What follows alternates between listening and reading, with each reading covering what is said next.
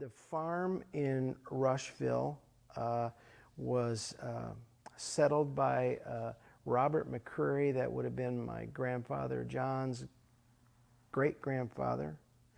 And they moved there in 1832, and my grandfather was born in, no, that would have been his grandfather. He was born in 1905.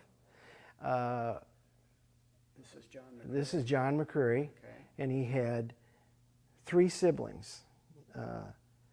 Mary, who was married to Reginal York, and then Sarah, who was married to James Trappy, and then they had a sister, Virginia, who died from scarlet fever, and then there was John. He was the youngest. Okay.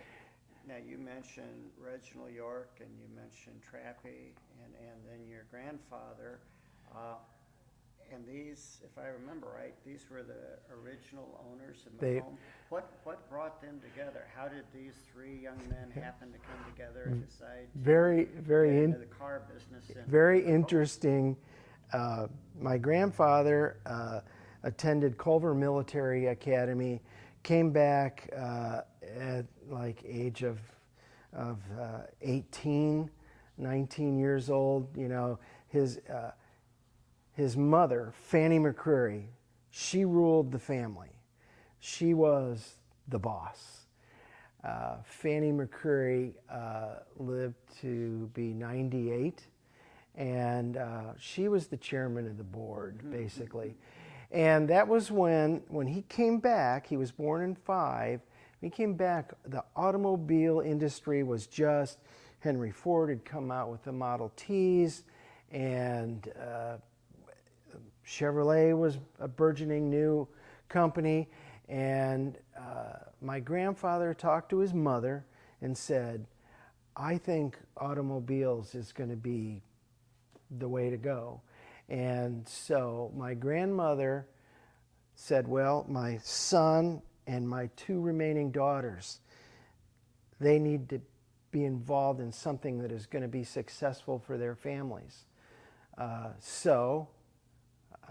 It was probably through her insight and probably her investment that they applied to the Ford Motor Company somewhere around 1925, 26 as young men, very young men in their 20s, and they received a Ford Motor Company, I don't know if they called them franchises or whatever back then, but they came to Macomb.